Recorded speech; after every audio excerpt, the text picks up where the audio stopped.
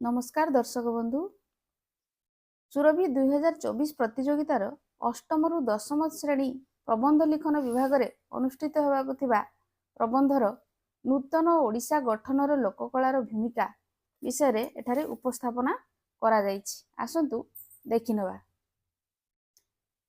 सुरभि शिशु प्रतिभार परिचय। यह केवल मात्र परिचय सृष्टि करे ता नुहे बरं देश विदेश पर्यंत ऐतिह्य परंपरा संस्कृति को विकसित करिपारे। ओडिशार लोककला मध्य एपरि एक परिचय जहाँ विश्व आदृत। गोटे स्थानर परिचय तार इतिहास कहे, तार भास्कर्य कहे, तार संस्कृति कहे। ओडिशार लोककला केवल अतीतर प्रतिफलन नुहे, यह राज्यर विकासशील संस्कृतिर एक जीवंत निश्वास प्राप्त अंश। वास्तव में लोककला नूतन ओडिशा गठन मूल रही गर्व परिचय एवं सांस्कृतिक विवर्तनर एक नूतन भावना सृष्टि करे। ओडिशार लोककला अनेक सांस्कृतिक ऐतिह्य परंपरा रे आच्छादित।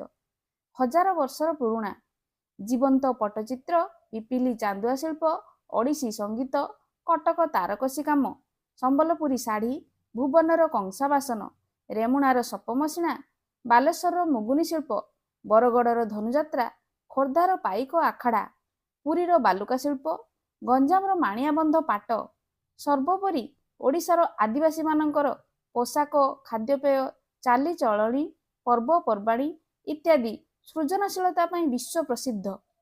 निकट अतीतरे ओडिशार आधुनिकीकरण तथा विश्व स्तर में निजको प्रतिष्ठित करने को चेष्टा करुवा बेले लोककला एक प्रमुख भूमिका ग्रहण करछि।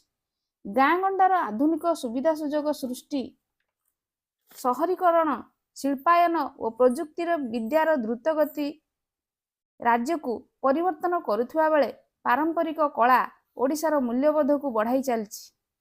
आधुनिक ओडिशा को सौंदर्यीकरण करिया पई विश्वविधाता महाप्रभु श्री जगन्नाथंकर पौराणिक अनुप्राणित कारुकार्य, मूर्ति, पट्टचित्र सहर नगर गली कंदी गाँ गंडारे प्रतिरूपायन करा जाउछि।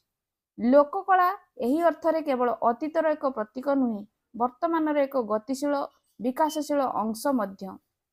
आर्थिक सशक्तिकरण पई लोककला जुगे जुगे प्रमुख भूमिका ग्रहण करछि। बयस, लिंग, श्रेणी, योग्यता सबु परे एहा उपार्जनक्षम कराई पारे।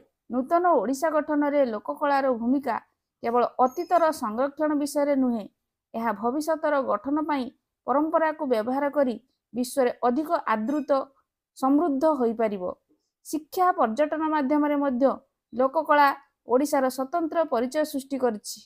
परिशेष रे ओडिशार लोककला अर्थनैतिक उन्नतिर माध्यम एवं अतीत भविष्यत मध्य रे एक सेतु। आमको बुझिबाकू हेबो ओडिशार आत्मा हेउछि लोककला।